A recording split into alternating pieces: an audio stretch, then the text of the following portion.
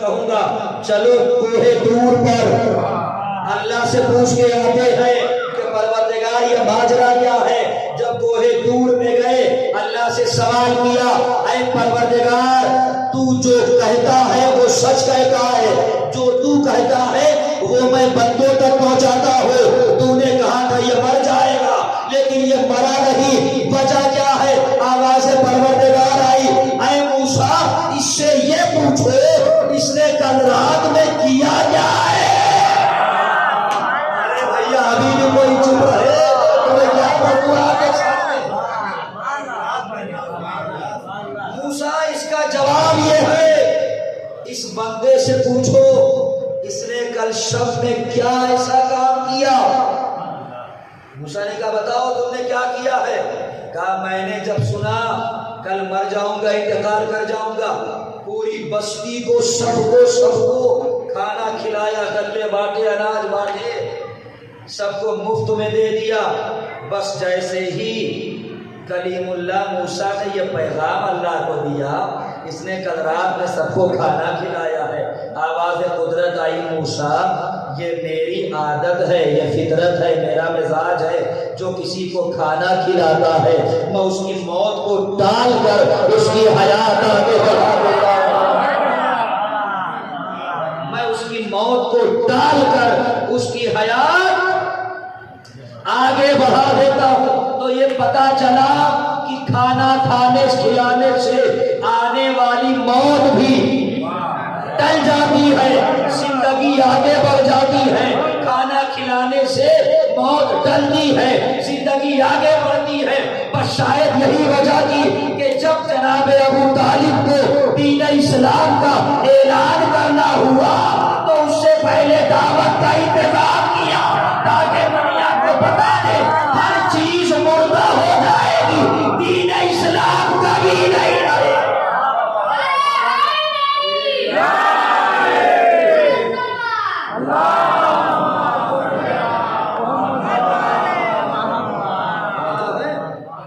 इसलिए जब दीन का ऐलान करना हुआ तो दावत का इंतजाम किया गया ताकि ये ऐलान कर दिया जाए देखो हर चीज मिट जाएगी, फना हो जाएगी, लेकिन जिस दीन की बुनियाद में लोगों को शिकम सैर कराया गया हो, पेट भराया गया हो, उस दीन को कोई मिटा नहीं सकता।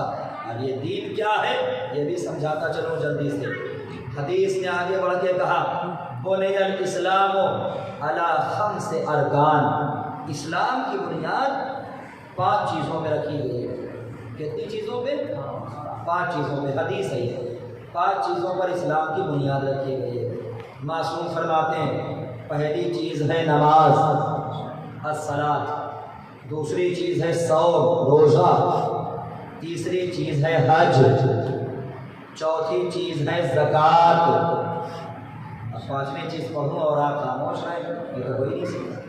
पहली चीज़ नमाज, फिर रोज़ा, फिर हज, फिर ज़कात।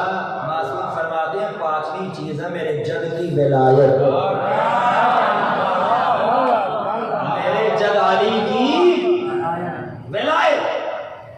फिर फरमाते हैं हमारे इमाम सुनो शुरू की 4 चीज़ों में छूट है।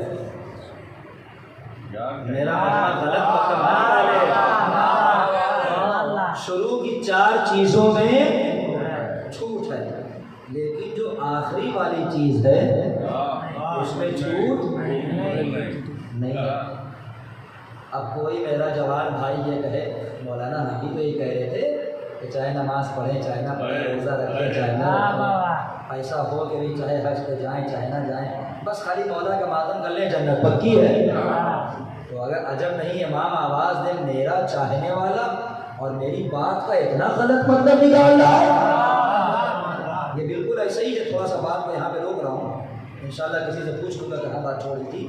इमाम फरमाते हैं सुनो मेरी मोहब्बत को दिल में रखो, उसके बाद जो चाहो करो, उसके बाद जो चाहो करो।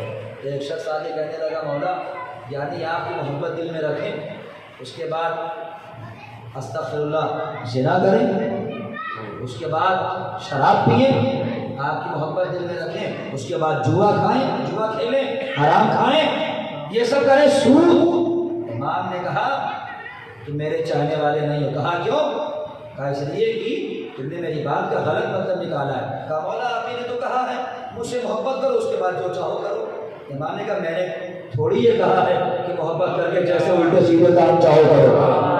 मेरी मोहब्बत दिल में रख करके जो काम चाहो करो, इसका मतलब ये है कि मुझसे मोहब्बत करके जैसे चाहो नमाज पढ़ो, जैसे चाहो रोजे रखो, जैसे चाहो हज करो, ये सब हमारी मोहब्बत में कर लोगे, बाकी हम खुद ही जमानत लेते हैं। तो अगर कोई गलत मतलब निकाले तो उसकी एक गलत बात है कि नहीं? तो इमाम क्या कहते हैं? इस्लाम की बुनियाद 5 चीज, नमाज, रोजा, हज, ज़कात, विलायत। शुरू के 4 में छूट नहीं है। छूट है नमाज में छूट, रोजे में छूट, हज में छूट, ज़कात में छूट, लेकिन विलायत में छूट नहीं है। वज़ाहत तशरीह क्या है इसकी, बात को समझाइए। हमने कहा ये बताइए, जब आप सफ़र में निकलते हैं तो आपकी नमाज कसर होती है या नहीं? कहने लगे होती है। हमने कहा फिर आप करते क्या हैं? कहने लगे जो 4 रकात की नमाज है उसे 2 रकात पढ़ा जाता है। हमने कहा ये नमाज में छूट हुई कि नहीं हुई? हमने कहा रोजे में छूट, हाँ समझाइए। हमने कहा रोजा रखना वाजिब है ना 15 साल की उम्र में? कहने लगे हाँ। हमने कहा लेकिन अगर कोई बीमार हो जाए, बीमार पड़े ना हो जाए,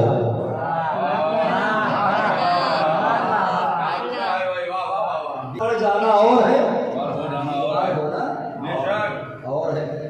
बनावटी बीमार ना हो, हकीकी बीमार हो तो उसके ऊपर से रोजा साबित हो जाता है। मुसाफिर हैं रोजा कसर हो जाता है कि नहीं? बताइए मसले हैं शरीयत के। चलिए साहब रोजे भी छूट हो गई। अच्छा मौलाना हज में क्या छूट है? हमने कहा जितने मुसलमान हैं क्या सब पे हज वाजिब है? कहा नहीं, हज खाली उन लोगों पे वाजिब है जो मुस्तती हो, यानी जिनके पास इस्तेताअत हो, अपने घर से मक्के तक चले जाएं, वापस चले आए, घर पे फक्र फाके की नौबत न हो, कर्जा लेके न जाना पड़े, अपने पैसे से जाए और घर पे कोई प्रॉब्लम ना हो, उसे मुस्तती कहते हैं। तो पता चला कि हज में भी लीजिए छूट हो गई। हज वाजिब है लेकिन सब पे वाजिब नहीं है। अच्छा ज़कात में क्या छूट है?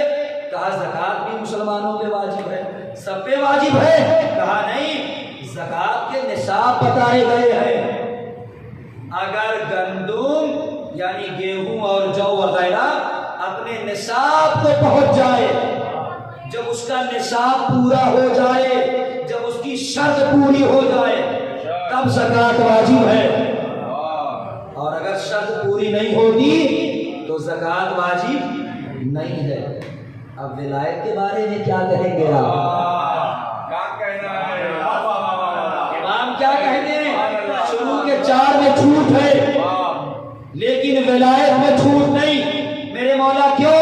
कहा इसलिए कि नमाज 4 रकात वाजिब हो, सफर में 2 हो जाती है, रोजा वाजिब हो, बीमार से साबित हो जाता है, हज वाजिब हो लेकिन मुस्तती न हो तो वाजिब नहीं है, ज़कात वाजिब है, शराइत पूरे न हो तो ज़कात वाजिब नहीं है। लेकिन हमारे जब अली की विलायत का मामला ये है कि अगर मुसाफिर हो तब भी वाजिब है, हाफिज हो तब भी वाजिब है, शहीद वाले हो तब भी वाजिब है, बीमार हो तब भी वाजिब है, अमीर हो तब भी वाजिब है, गरीब हो तब भी वाजिब है, जवान हो तब भी वाजिब है, बच्चा हो तब भी वाजिब है। कमाल तो ये है कि शरीयत 15 साल में वाजिब है और विलायत मां के शिकार से वाजिब है।